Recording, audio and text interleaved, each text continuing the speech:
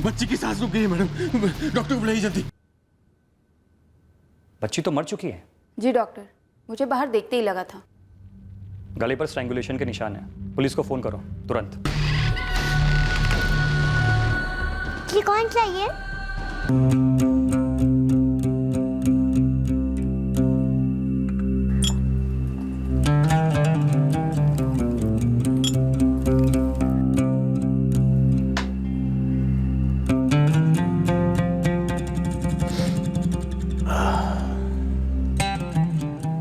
आजमाएंगे नहीं? अरे लुत्फ उठाइए मोहतरमा। लाजवाब मुश्ताक भाई। ये इत्र मैंने खास तौर से आपके लिए बनाया है। ऐसा जादू करेगा ये इत्र कि आपकी रूह महक उठेगी, गुलबदन चाहत में थिरक उठेगा। अरे बस बस मुश्ताक भाई। नहीं, अब कोई बस नहीं बोलेगा, ना आप और ना वो।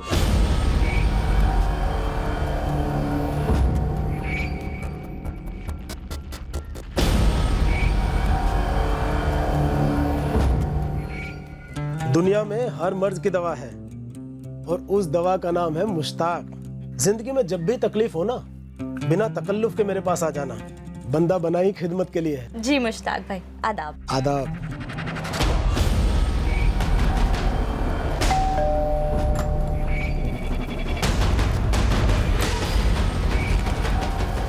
ये कौन चाहिए? हाँ वाजिद बोल। मुश्ताक भाई जल्दी अपने घर पहुंचिए, जल्दी।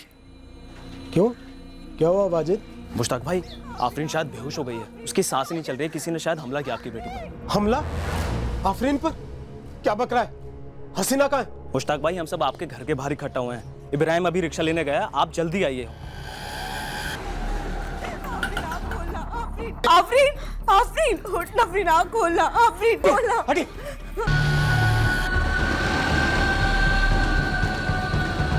बच्ची की सांस रुक गई है मैडम, डॉक्टर को बुलाइए जल्दी। बच्ची तो मर चुकी है। जी डॉक्टर, मुझे बाहर देखते ही लगा था। गले पर स्ट्रैंगुलेशन के निशान है। पुलिस को फोन करो तुरंत। ये कौन चाहिए?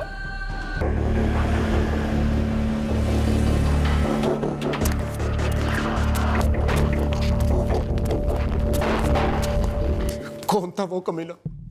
मेरी मासूम बच्ची को किसने मार डाला? किसी को पता नहीं मुश्ताक भाई। जब हसीना भाभी चिल्लाई तो हम सब इकट्ठा हुए। हमको तो वहीं लगा था कि आफरीन की सांसें रुक चुकी हैं। मुझे कुछ नहीं पता ये सब कैसे हुआ। हसीना जी, हुआ क्या था? आप घर पर थी, बच्ची घर पर थी, दरवाजे पर कौन आया था? आफरीन को दरवाजा क्यों खोलना पड़ा हसीना? तुम उस वक्त क्या कर रही थी? मैं कपड़े धो रही थी जी।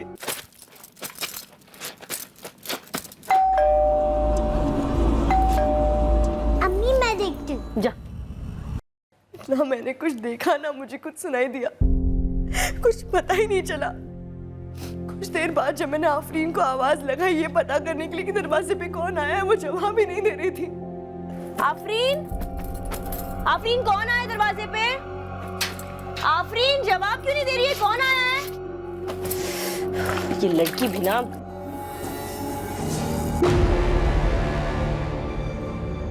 आफरीन, आफरीन, आफरीन, बेटा उठ, क्या हो गया तुझे? आफरीन, आफरीन, आफरीन, आफरीन, क्या हो गया तुझे?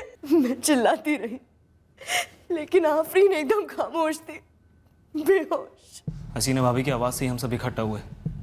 मैंने ही मुश्ताक भाई को फ़ोन किया था। आप दोनों में से किसी ने भी मुश्ताक के दरवाजे पे किसी को नहीं देखा? जी नहीं मैडम, हम जब वहां गए तब वहां कोई नहीं था। मैं तो मुश्ताक भाई के बगल में ही रहता हूँ। काम से लौटकर घर में लेटने जा रहा था, अचानक मैंने हसीना भाभी की चिल्लाने की आवाज़ सुनी।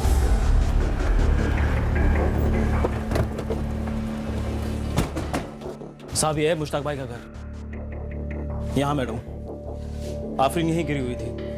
हसीना भाभी आफरीन को गोद में लेकर यहाँ बहुत रो रही थी, चिल्ला रही थी बहुत। हसीना और मुश्ताक का एक और भी बच्चा है ना? जी मैडम, जफर नाम है उसका, 2 साल का है। यही नाजिया भाभी के साथ है, इब्राहिम भाई की बीवी। साहब दोपहर का वक्त था, सब खा पी के सुस्ता रहे थे। कोई भी अपने घर के बाहर नहीं था। किसी ने नहीं देखा कि मुश्ताक के घर पे कौन आया था? देखा होता तो जरूर पकड़ लेते साहब। और साहब आफरीन चिल्लाई तक नहीं कि किसी को कुछ सुनाई देता। वरना हम तो यहीं सामने रहते हैं। किसी को कुछ सुनाई भी कैसे देता साहब, जब घर के अंदर आफरीन की अम्मी हसीना तक को कुछ सुनाई नहीं दिया।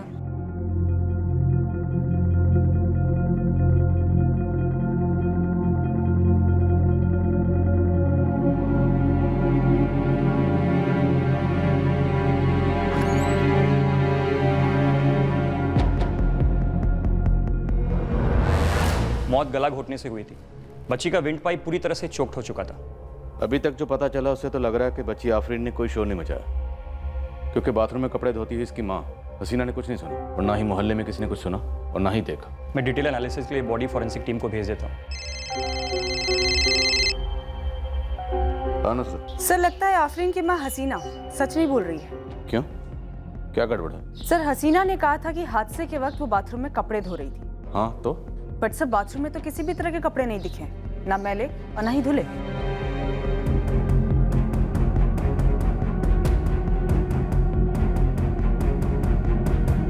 सर बाथरूम तो एकदम सूखा पड़ा है और तार पे सारे कपड़े भी सूखे पड़े हैं। तो फिर हसीना से ही पूछते हैं, कहाँ है वो कपड़े जो वो धो रही थी? कौन आया था हसीना? सच में तुमने कोई आवाज नहीं सुनी? कितनी बार पूछोगे मुश्ताक, सच में कोई आवाज नहीं सुनाई दी, आफरीन भी नहीं चिल्लाई। मेरा यकीन करो। सर यहाँ पे कुछ तो गड़बड़ हुई है जो हसीना छुपा रही है।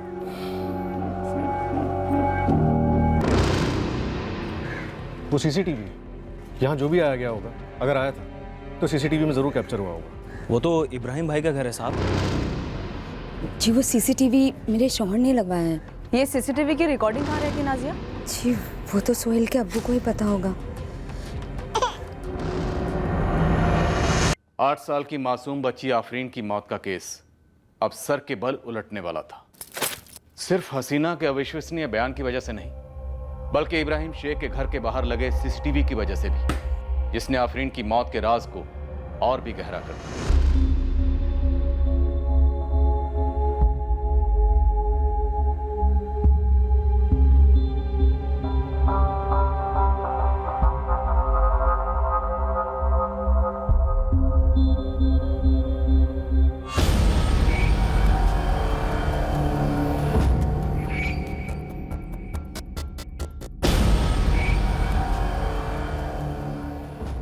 इब्राहिम, ये बीच के 28 मिनट का फुटेज कहाँ गया? वो छपा नहीं साहब, कैमरा बंद हो गया था बीच में कुछ देर के लिए। ठीक उसी टाइम पे जब हसीना के हिसाब से उसके दरवाजे पे कोई आया था जो शायद हत्यारा हो सकता है। मैडम ऐसा है कि मेरा बेटा सोहेल, वो 2 बजे उसका एक प्रोग्राम आता है, तो वो टीवी ऑन करने के चक्कर में गलती से सीसीटीवी ऑफ हो गया।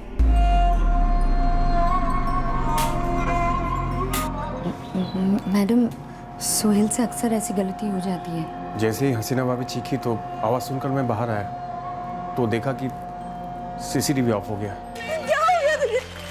सुनाई नहीं दे रहा तुम्हें? कैसी आवाज? ये तो हसीना भाभी की आवाज है। सोहेल तूने फिर से सीसीटीवी ऑफ कर दिया? गलती हो गई अब्बू। करते क्या हो तुम इब्राहिम? कारपेंटर हूँ साहब। रोज दोपहर काम से घर आते हो? हाँ ज़्यादातर आता हूँ मैडम, खाना खा के सो लेता हूँ, फिर शाम को चाय पी के चले जाता हूँ, फिर रात को लौटता हूँ। फिर भी हमें सीसीटीवी फुटेज चाहिए। जी साहब, जो भी है वो निकलवा के देता हूँ साहब। सिर्फ साधारण आमदनी का कारपेंटर और घर के पास सीसीटीवी कैमरा? हाँ अजीब तो है। और इस बच्ची की माँ हसीना का बयान भी झूठ मालूम हो रहा है। तुम सही कह रही थी नुसरत, यहाँ कुछ बहुत बड़ी गड़बड़ है।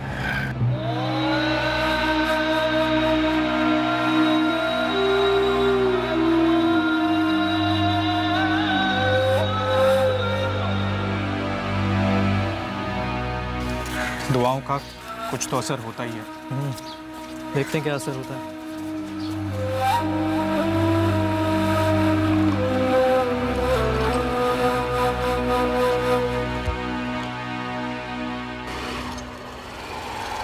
हसीना सैयद, हमें गीले कपड़े ना तो तुम्हारे घर के बाथरूम में मिले हैं और ना ही तार पर।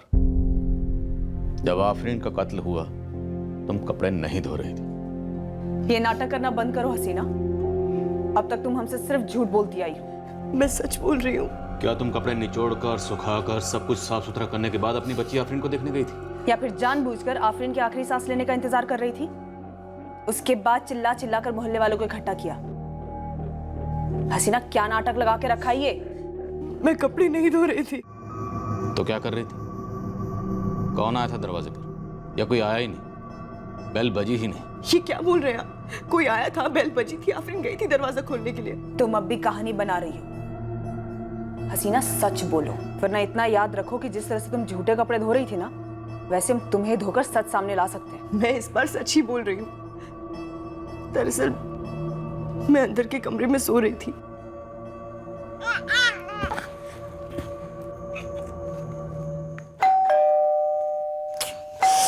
आफरीन, जरा देख दरवाजे पे कौन है। अम्मी, मैं गुड्डा गुड्डी के लिए खाना पका रही हूँ, मैं अभी नहीं जाऊंगी। हाँ तो रोक देना 2 मिनट, जा जाकर देख क्या कौन आया दरवाजे पे, जा।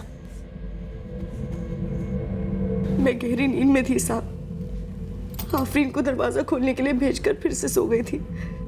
कुछ 5 मिनट बाद मेरी आंख खुली तो देखा आफरीन नहीं थी। आफरीन, आफरीन कौन आया दरवाजे पे? आफरीन, आफरीन जवाब क्यों नहीं दे रही है? लड़की भी ना परेशान करके रखा है। आफरीन, हाँ आफरीन, आफरीन क्या हो गया तुझे? आफरीन, पहले कहा कि कपड़े धो रही थी, अब कह रही हो कि सो रही थी। क्या वाहियात कहानी! इतनी गहरी नींद कि तुमने अपनी 8 साल की बच्ची की आखिरी चीखें तक नहीं सुनी। ये गहरी नींद नहीं, गहरी साजिश है। नहीं साहब, ठीक ऐसा ही हुआ था। देखो हसीना, तुम्हारी पकाई दोनों कहानियां ना एकदम फीकी है। हम नमक मिर्च लगाकर असली कहानी भी बाहर निकाल सकते हैं। एक और मौका देते हैं। सच सच बताओ। मैं सच ही बोल रही हूँ। मैं दरअसल डर गई थी कि मेरे शौहर मुझ पर बरसेंगे कि आफरीन को दरवाजा खोलने के लिए मैंने क्यों भेजा, इसलिए तब मैंने झूठ बोला था। लेकिन अब सच बोल रही हूँ। सच तो तुम अब भी नहीं बोल रही। कोई बेल बजी नहीं, दरवाजा खुला ही नहीं, तुमने खुद अपने हाथों से आफरीन का गला घोटा। आप क्यों मुझ पे इतना भद्दा इल्जाम लगा रहे हैं? मैं अपनी बेटी की जान क्यों लूंगी? ये तुम हमें बताओगी। तुम्हारा पड़ोसी इब्राहिम शेख, उसके घर के बाहर सीसीटीवी कैमरा क्यों लगा है? मुझे क्या मालूम? वो सीसीटीवी कैमरा उसी वक्त बंद क्यों हुआ जिस वक्त आफरीन का कत्ल किया गया? मुझे नहीं पता ये सब। सब पता है तुम्हें। इब्राहिम ने जानबूझकर वो सीसीटीवी बंद किया ताकि सबूत ना रहे। किस सबूत के बारे में बात कर रही है? क्या बोल रहे हैं आप लोग? तुम बोलो हसीना, क्या चल रहा है तुम्हारे इब्राहिम के बीच में? तुमने और इब्राहिम ने मिलकर नाटक रचा था ना।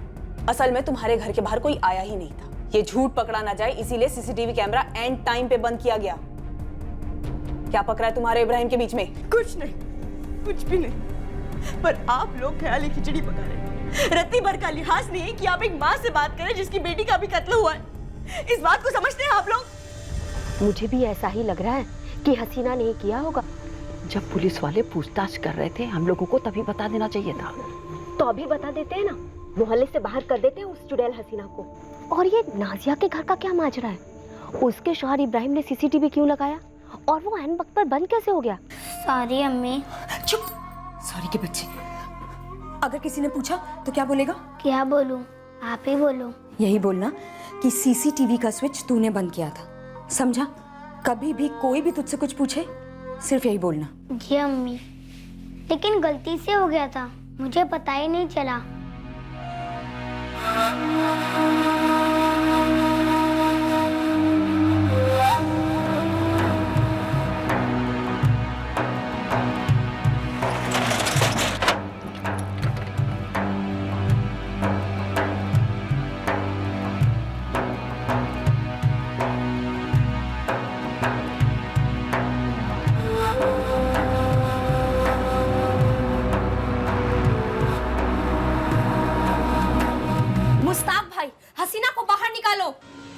आप लोग क्या करना चाहते हैं? हम मोहल्ले के बीचों बीच मार मार कर उसे सच उगलवाएंगे। आप बाहर निकालिए उसे। मुस्ताक भाई, इस बेरहम औरत को आपको घर से पहले ही निकाल देना चाहिए था। मैंने अपनी आफरीन को खोया और इस वक्त मुझ में ये सब बातें करने की ताकत नहीं है। तो जुटाइए ताकत और हटाइए उसे। आप अपने इत्र की खुशबू में इतने खो गए मुस्ताक भाई कि अपने घर में पनप रही सड़न को सूंघ नहीं पाए। बाहर निकालिए उसे, अभी के अभी निकालिए। औरत जात समझकर पुलिस वाले नरमी से पेश आते होंगे, लेकिन हम मोहल्ले की औरतें दिखाएंगे उसे कि हम किस मिट्टी के बने हुए हैं। अरे वो सिर्फ नाम की हसीना है, अंदर से बदसूरत है बदसूरत। मैं पुलिस बुला रहा हूँ। डायनों के लिए कोई जगह नहीं है हमारे मोहल्ले में। बुलाइए उसे। अगर बाहर नहीं भेजा तो हम अंदर आ जाएंगे। झाड़ू और जूतों से मार मार कर निकालेंगे उसे। सब जल्दी आइए, फसाद होने को है। अगर हसीना इनके हाथ आ गई तो ये लोग उसे जान से मार डालेंगे। बाहर निकालिए हसीना को, निकालो हसीना को बाहर, अंदर आ रहे। सर भीड़ बिखर गई है, लेकिन एक खबर सामने आई है। ये जो हसीना है वो आफरीन की सौतेली माँ थी, और मोहल्ले के हर बंदे का यही कहना है कि हसीना आफरीन के साथ बहुत बुरा सलूक करती थी। ये 1 किलो चावल है आफरीन। जो दुकानदार चाचा ने दिए था वो मैं ले आई अम्मी। और आधे रास्ते में गिराते हुए आई है।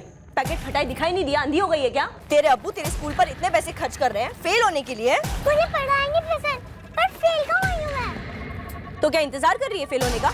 इतने कम नंबर फेल बराबर ही होते हैं। अब्बू से कहकर ना तेरा स्कूल ही छुड़वा देती हूँ। फिजूल पैसों की बर्बादी है ना। मुझे स्कूल पसंद है पर पढ़ाई नहीं। चुप कर। बड़ी आई शहजादी साहब की बाप ने पसंद नापसंद। सर हसीना का कोई ना कोई कनेक्शन पक्का है आफरीन के मर्डर से। हाँ, हसीना का इन्वॉल्वमेंट तो रूल आउट नहीं कर सकते, लेकिन उसके साथ कोई और भी रहा हो, क्योंकि पोस्टमार्टम की रिपोर्ट के हिसाब से आफरीन का गला घोटने वाले हाथ शायद किसी मर्द के हैं। डिटेल एनालिसिस हो चुकी है। फॉरेंसिक टीम का कहना है कि विक्टिम के गले पर जो फिंगरप्रिंट्स मिले हैं उनकी साइज देखकर ऐसा लगता है कि गला दबाने वाले हाथ शायद किसी आदमी के थे। इसका मतलब है घर में वाकई कोई आया था, या शायद पहले से मौजूद था, और ये हसीना कहानी बुन रही है कि उसे मालूम ही नहीं कि कौन आया था। मुश्ताक जी, आफरीन की बॉडी दोपहर 2 बजे तक आपके हवाले कर दी जाएगी। उसे घर कैसे लाऊं? जनाजा कैसे उठेगा? मोहल्ले वाले तो। उसकी फिक्र आप मत कीजिए, हम मोहल्ले में बंदोबस्त ड्यूटी लगवा देंगे। लेकिन अच्छा ये रहेगा कि हसीना उस वक्त यहाँ ना रहे, हम उसे अपने साथ लेके जाते हैं। वैसे भी उससे हमें काफ़ी सवालात करने हैं। अपने घर के बाहर तुमने सीसीटीवी कैमरा लगाया, कोई खास वजह? हिफाजत के लिए लगाया मैंने। आप तो जानते ही कि कितने बच्चों को उठा लिया जाता है, घरों में चोरियां होती हैं। डर था मुझे भी, इसलिए लगाया मैंने साहब। तुम्हारे बच्चों को किससे खतरा है? तुम्हारे घर में ऐसी कौन सी कीमती चीज है जिसके चोरी होने का तुम्हें डर है? एन मौके पे सीसीटीवी किस डर से बंद कर दिया? अभी मत बोलना इत्तेफाक से हुआ, दम नहीं है इस झूठ में। झूठ नहीं बोला साहब। क्या साहब, आप लोग तो बोलते हो, वो टीवी में क्राइम पेट्रोल में भी कहते हैं कि सतर्क रहो, सीसीटीवी लगाओ। फिर एक आदमी लगाया तो उसी की क्लास ले लो। क्लास इसलिए नहीं ले रहे कि सीसीटीवी क्यों लगाया। एक कांड हुआ और एन मौके पर सीसीटीवी कैमरा बंद हो गया, इसके लिए क्लास ले रहे। अब तुम ये बताओ, सीसीटीवी कैमरा बंद हुआ या बंद किया गया? साहब मैंने पहले भी बोला आपको कि सोहेल से गलती से बंद हो गया था टीवी ऑन करते वक्त। तूने अपने काम की जगह पे तो सीसीटीवी लगाया नहीं, अपने घर पे लगाया। कोई खास वजह तो रही होगी। आप लोग क्यों मेरे पीछे पड़ गए हो? आप लोग पकड़िए ना हसीना भाभी को, सारा मोहल्ला जानता है कि झूठ बोल रही। कोई आया होगा उसी से मिलने। कौन था वो? कहीं वो तू ही तो नहीं था? तौबा साहब तौबा, ऐसा करना क्या, सोचना भी गुनाह है। आप लोग जाइए पूछिए मुश्ताक भाई से, क्या उनको नहीं मालूम था कि हसीना भाभी चिढ़ती थी आफरीन से? सौतेली माँ जो थी।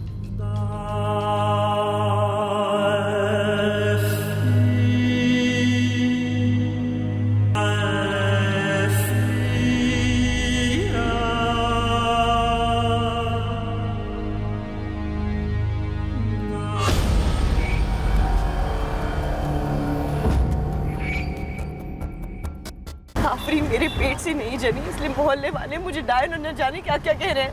मलिका बकरा बना रही है लोग मुझे मैडम। बेवजह बकरा तो एक 8 साल की छोटी मासूम बच्ची बनी हसीना। लेकिन मैंने अपनी आफरीन को नहीं मारा। मोहल्ले वाले मुझ पर झूठा इल्जाम लगा रहे हैं। लेकिन घर वाला, तुम्हारा घर वाला मुश्ताक, वो भी तुम पर उंगली उठा रहा है, वो भी झूठा है। मैं जानना चाहता हूँ कि हसीना ने क्यों मार डाला मेरी नन्ही सी बच्ची को।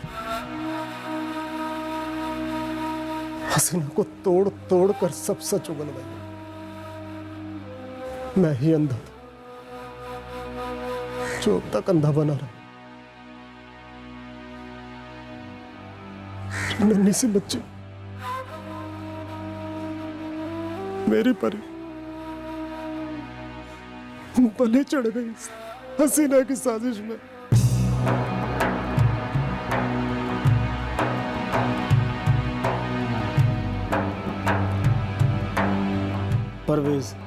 परवेज बेग नाम है उसका।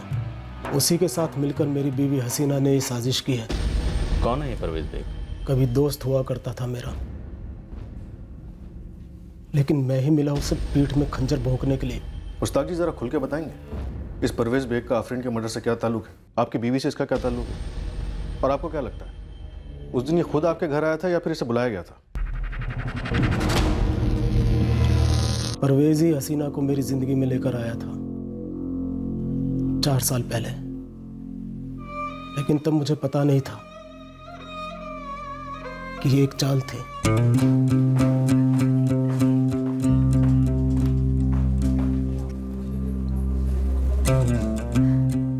बुखार तो काफी कम हो गया परवेज भाई, और आपकी तबीयत भी पहले से बेहतर लग रही है। ये आपका अंदाज है कहने का कि दफा हो जाइए? कोई ना, चले जाते हैं। हम तो चाहते ही सब यहाँ से जल्द चले जाएं, पर ठीक होकर। भाई मुश्ताक मियां, मोहतरमा तो हमें धक्के मार मार के अस्पताल से निकाल रही हैं। वार्निंग मिली है कि आज ही क्या दफा हो जाइए यहाँ से। आपकी सारी दवाइयाँ फाइल में लिख दी है परवेज भाई जी, वक्त से लेते रहिएगा। सभी मरीजों का बहुत ख्याल रखते हैं। बहुत अच्छी खातून है, नेक दिल और खुश मिजाज, और खूबसूरत भी है। हाँ नहीं मतलब। हाँ नहीं मतलब मियाँ? अरे भाईजान कहिए तो बात चलाए। अरे परवेज मियाँ, खुद भी पिटोगे और मुझे भी पिटवाओगे। हम कोई गलत बात चलाने की थोड़ी बात कर रहे हैं, नेक नियत है, और हम तो उनसे बात कर भी चुके हैं। अकेली रहती है मोहतरमा। पर मैं अकेला नहीं रहता, आफरीन रहती है मेरे साथ। इसलिए तो आफरीन को अम्मी की ज़रूरत है और आपको एक हमसफ़र की। एक तीर और 2 निशाने। बोलिए क्या कहते हैं? परवेज की मदद से 1 महीने में हमारा निकाह हो गया, और मेरे जिगर के टुकड़े आफरीन को हम दोनों मिलकर प्यार से पालने लगे। आप परवेज की साजिश के बारे में कुछ बता रहे थे। निहायत ही भद्दा और कमीना इंसान निकला है परवेज। मैंने उसे हमेशा अपना दोस्त समझा। मैं उसका शुक्रगुजार था कि उसने मुझे हसीना से मिलवाया, लेकिन मिलन तो कहीं और ही चल रहा था। पहले मेरी पीठ के पीछे और फिर मेरी नाक के नीचे। दोस्त था तो सीधे पूछने में हिचकिचाहट होती थी। समझ में नहीं आता था कि क्या करूं क्या नहीं, लेकिन अंदर तो मालिक जैसे लावा उमड़ रहा था। फिर भी पहले तमीज से परवेज से गुजारिश की, और फिर हसीना से कि हमारा इस्तेमाल मत करो, हमें मजाक मत बनाओ पूरे मोहल्ले में, सारी बिरादरी में। फिर क्या कहा दोनों ने? बोले गलत फहमी है मेरी, ऐसा कुछ नहीं है। लेकिन था मालिक, और है। मैं कभी बेइज्जती के डर से बता नहीं पाया। मैं तो लगता है कि सफर भी हम दोनों का ही बेटा है, हमारा नहीं। पूरी दुनिया हमें बता चुकी थी कि हसीना आफरीन के साथ बदसलूकी करती, गंदा बर्ताव करती, जैसी वो दिखती वैसी है नहीं। लेकिन ना जाने हम किस उलझन में रह गए। हमें कुछ समझ में नहीं आया कि किस पर भरोसा करें और किस पर नहीं। सा आज मैं भुगत रहा, न जाने मेरी बेटी उन चंद लम्हों में क्या भुगती होगी जब उसका कत्ल हुआ था। परवेज और हसीना को भी वैसी तकलीफ मिलनी चाहिए, बिल्कुल वैसी जैसे मेरी बेटी ने भुगती थी। साहब सदमे से मुश्ताक सठिया गए हैं। और मोहल्ले वाले वो भी सठिया गए हैं? साहब वो बाहर वाले हैं, जलते हैं मुझसे। मेरा यकीन मानिए, आफरीन कभी मेरे लिए सौतेली थी ही नहीं। 4 साल से मेरे और उसके बीच में एक माँ बेटी का रिश्ता रहा है। और परवेज के साथ कितने सालों से और कैसा रिश्ता है तुम्हारा हसीना? साहब कल आफरीन के जनाजे में जिस नफरत के साथ मुश्ताक मुझे घूर रहा था, तभी मैं समझ गया था कि उसका अगला कदम क्या होगा। ठीक वही हुआ, पर मुझ पे लगाया इल्ज़ाम बेबुनियाद है। इल्ज़ाम लगा तो है परवेज, अब तुम खुद तशरीफ लाओगे या हम आए तो मिलेंगे, और भागने की तो सोचना भी मत। साहब भदोई मंडी में मेरी सालों से कालीन की दुकान है, तो भागने वागने का तो कहीं सवाल ही पैदा नहीं होता। मेरे कालीनों की तरह मेरा दामन भी बेदाग है। मैं भी पहुंचता हूँ आपके पास थाने। साहब बीवी पे शक मुश्ताक को था, ठीक है? आगे बोलो शफाक। तो फिर मुश्ताक की जगह बगल में रहने वाले इब्राहिम ने सीसीटीवी क्यों लगाया था? शायद मुश्ताक ने उससे कहा इन दोनों की आपस में कोई सेटिंग हो। लेकिन ऐन मौके पे सीसीटीवी तो बंद पड़ेगा था इब्राहिम का। हम इस बच्चे सोहेल से भी बात करने वाले, लेकिन है तो बच्चा ही, डर और दबाव में होगा। ये सारा खेला इब्राहिम का लग रहा है। कोई अलग सा प्लान, या फिर मुश्ताक का, या फिर हसीना का परवेज के साथ मिलकर। अशफाक एक काम कर, अंदर तक घुस। यहाँ कुछ भी सीधा नहीं लग रहा है। उस बच्ची आफरीन की असली माँ कौन थी इसका पता लगा, उसके साथ क्या हुआ था, सब कुछ। ये मुश्ताक जो भी कहानी पेलेगा अपने फायदे के लिए पेलेगा, और इस इब्राहिम कारपेंटर का पूरा चिट्ठा निकाल।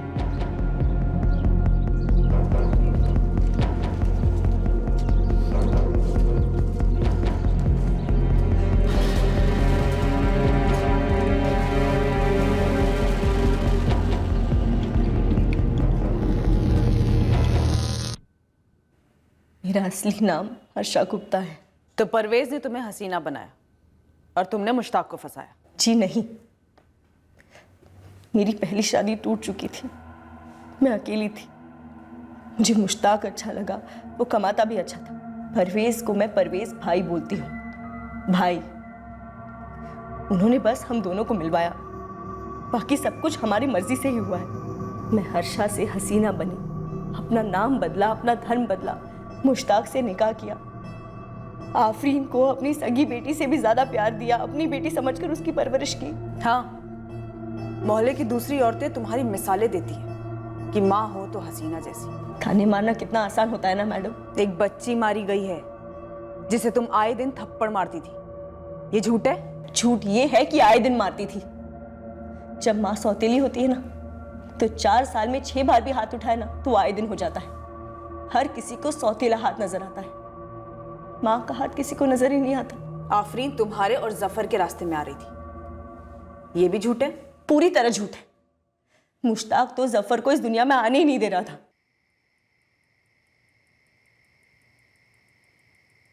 मुश्ताक, इस बार तो इस बच्चे को दुनिया में आने दो। 2 साल तक हमने अपना बच्चा नहीं किया क्योंकि तुम नहीं चाहते थे।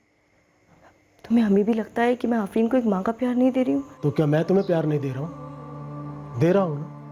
तो फिर हमारे बीच तय हुआ था हसीना कि इस घर में सिर्फ 3 लोग रहेंगे, आफरीन और हम दोनों। पर एक ऊपर वाले की मर्जी भी तो होती है ना, जिसने मेरी कोख में एक जान डाल दी है। कम से कम इस बार तो उसे उसका हक दो, मुझे एक माँ बनने का हक दो।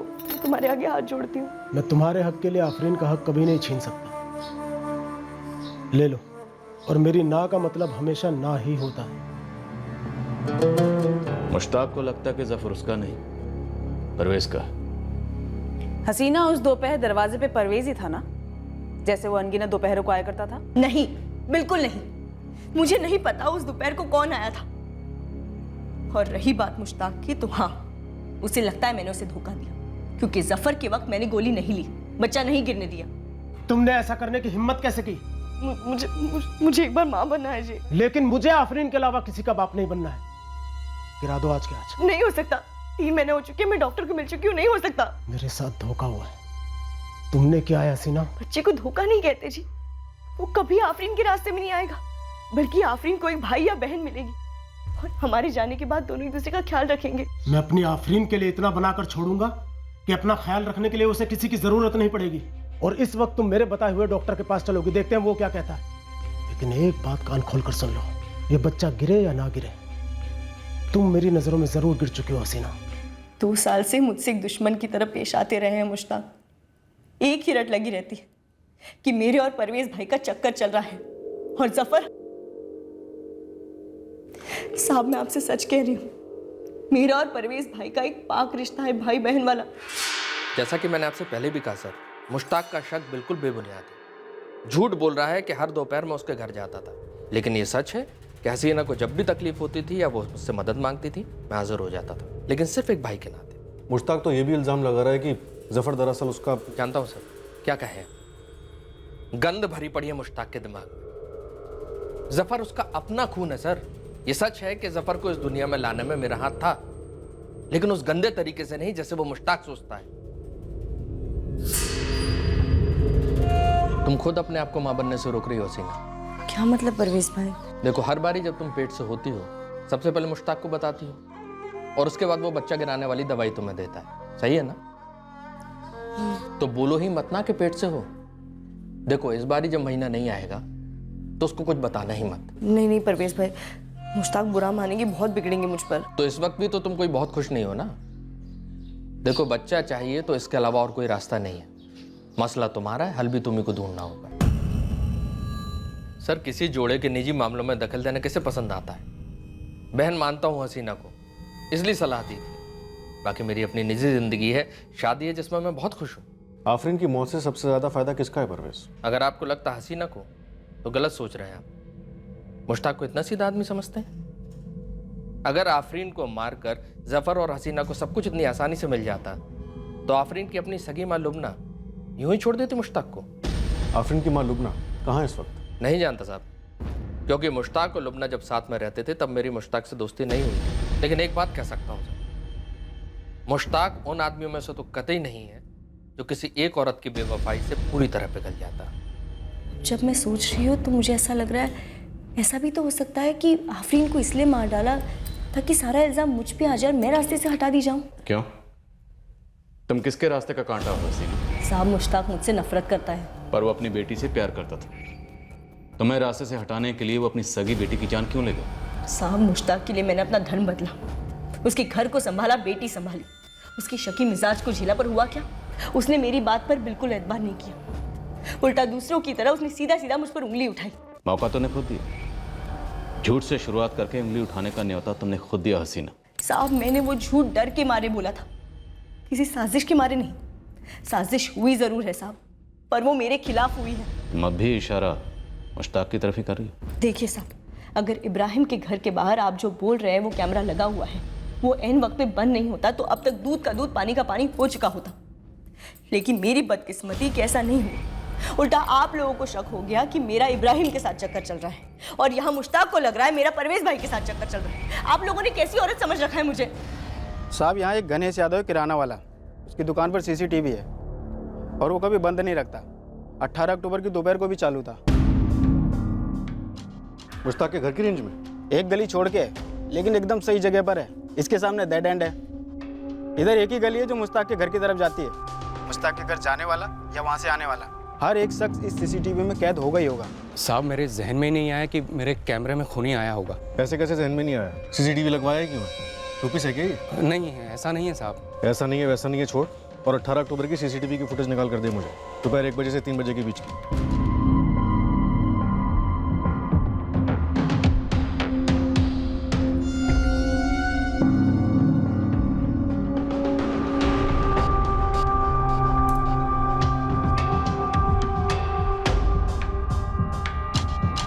भरी दोपहर में हाजिर उमर, कंधे पर नहीं, चेहरा लपेटा हुआ। और सर, सीसीटीवी की रेंज में आते ही चेहरा ढका गया। सर, देखते हैं ये बाहर कैसे जाता है।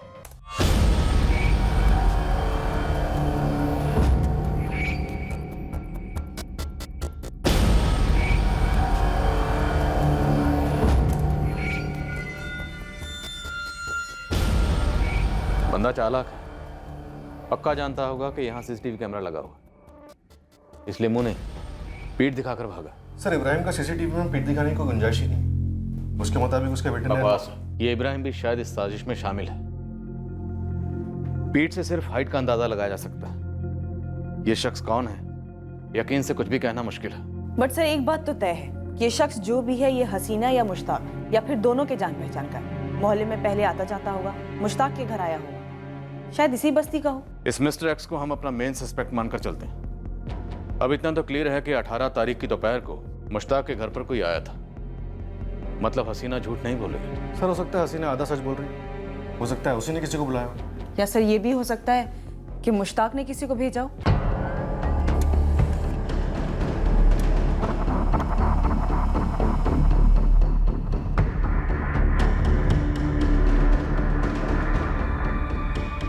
ना मुश्ताक ना हसीना उस नकाबपोश आदमी की पहचान कर पाए।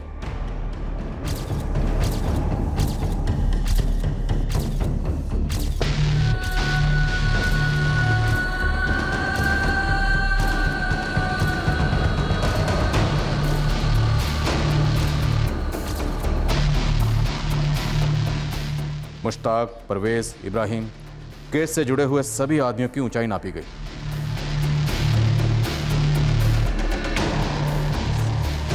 फिर सीसीटीवी में कैद आदमी के साथ उसे मैच करने की कोशिश की गई, पर इनमें से कोई भी आदमी हमारे सस्पेक्ट के पास भी नहीं आ रहा था। सर, किसी के भी फोन रिकॉर्ड्स में कुछ भी ऐसा नहीं मिला इस पे शक किया जा सके।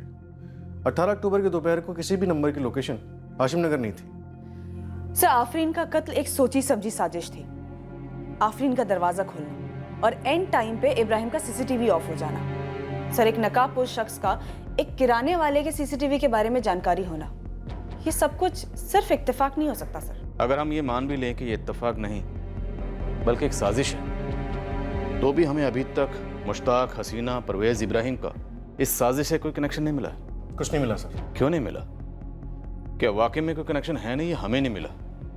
ये भी एक पॉसिबिलिटी है कि सारे वाकयात अलग अलग हों, आपस में इनका कोई ताल्लुक ही ना, बस एक वक्त पे हुई, शायद महज एक इत्तेफाक। असली कातिल, असली मकसद, असली साजिश कुछ और ही हो।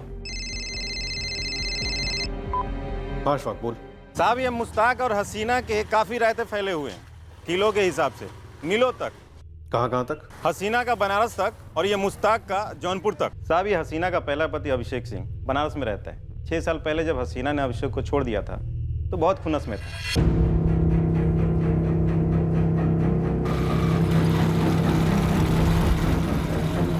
हसीना सैयद तब हर्षा गुप्ता थी, पर उसका अभिषेक से कोर्ट में कोई तलाक वलाक नहीं हुआ। बस एक दिन हर्षा उर्फ हसीना अभिषेक और उसके घर को छोड़कर भाग गई। ये हर्षा उर्फ हसीना के मायके में कौन कौन है? कोई नहीं है साहब, ये हसीना भी बनारस की है। शायद इसका पहला पति अभिषेक बदला लेने आया होगा या किसी को भेजा होगा यहाँ। और मुश्ताक का रहता जौनपुर में? उसकी पहली बीवी रहती है ना वहाँ। लुबना, आफरीन की माँ। ना, वो तो अभी रंगमंच पे आई ही नहीं है, उससे भी पहले वाली। मुश्ताक की सबसे पहली बीवी का नाम कौसर है, जो जौनपुर में रहती है और पान की दुकान चलाती है। अरे कौसर भी, पैसे कौन से भागे जाने? तो पैसे चलकर आ भी तो नहीं रहे मेरे पास। ये पान आखिरी पान था। कल तक मेरा हिसाब नहीं चुकाया ना तो तुम्हारी ये फटफटिया मेरी। कौसर के 2 बेटे हैं, यूसुफ और अफजल। ये दोनों मुश्ताक के हैं? हाँ जनाब, ये दोनों मुश्ताक के ही बेटे हैं। तो ये हसीना दरअसल मुश्ताक की तीसरी बीवी है? हाँ मैडम, लेकिन इस रायते की रेसिपी समझने के लिए आपको लिख के रखना होगा। ये हर्षा उर्फ हसीना मुश्ताक की तीसरी बीवी है, लेकिन शादी चौथी है। उसकी पहली बीवी थी कौसर जौनपुर में, जिससे यूसुफ और अफजल हुए, जो मैंने अभी आपको बताया। फिर आई लुबना से आफरीन हुई। लुबना से तलाक के बाद आफरीन को मुश्ताक ने अपने पास रख लिया। फिर उसने अपनी पहली बीवी कौसर से फिर से निकाह किया दूसरी बार। और कौसर को फिर से तलाक दिया दूसरी बार? बिल्कुल दुरुस्त साहब। फिर हर्षा आई, जो हसीना बनकर इसकी तीसरी बीवी बनी, लेकिन शादी चौथी थी। एक 8 साल की मासूम बेगुनाह बच्ची को मारकर कोई क्या साबित करना चाहता था? क्या अभिषेक हर्षा और हसीना को फंसाना चाहता था, या फिर कौसर मुश्ताक को कोई जख्म देना चाहती थी? कौसर के पास कोई वजह थी? किलो के हिसाब से साहब, ये जो कौसर है रंगमंच या फिल्म के किरदार से कम नहीं है। मुश्ताक और कौसर ने 2 बार शादी की, 2 बच्चे किए, 2 बार तलाक ली। पहले तलाक से पहले कौसर ने मुश्ताक के नाक में दम कर रखा था। एक बार तो कौसर ने मुश्ताक को जेल भी भिजवाया था। अब देखती जा कौसर, अगर तेरी जिंदगी बर्बाद नहीं की ना तो मेरा नाम भी मुश्ताक नहीं। तो फिर तो तू अपना नाम बदल ही ले, क्योंकि तू कुछ करे और मैं उसका जवाब सूद समेत ना दूं तो मेरा नाम भी कौसर नहीं। साहब ये तो था 13 साल पहले का राय था, लेकिन हाल ही में 4 महीने पहले मुश्ताक ने कौसर से फिर से पंगा ले लिया। कैसा पंगा? जौनपुर वाला मकान बेच के, जिसमें कौसर अपने दोनों बेटों के साथ रहती थी, वो भी कौसर को बिना बोले। मेरा घर है कौसर, किसी को बेचूं या खैरात में दूं मेरी मर्जी। तू कौन होती है बीच में बोलने वाली? अरे तेरे 2 बच्चों की अम्मी हूं मैं वो हूं जिसे तू एक दमड़ी नहीं देता घर के खर्च के लिए, और ऊपर से सर से छत छीन रहा है।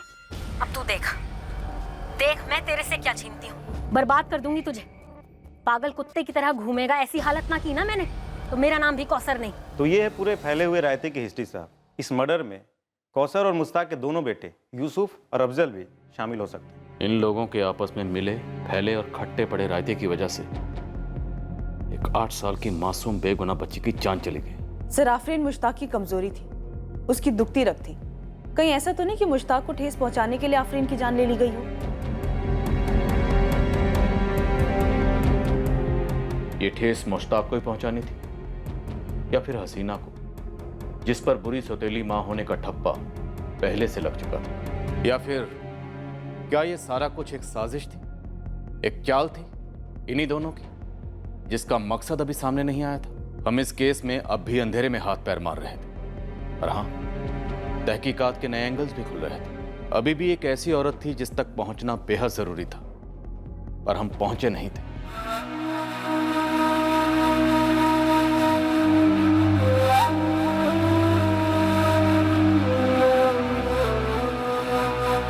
हम बहुत ही जल्द उस तक पहुंचने वाले थे, आफरीन की अम्मी लुबना तक।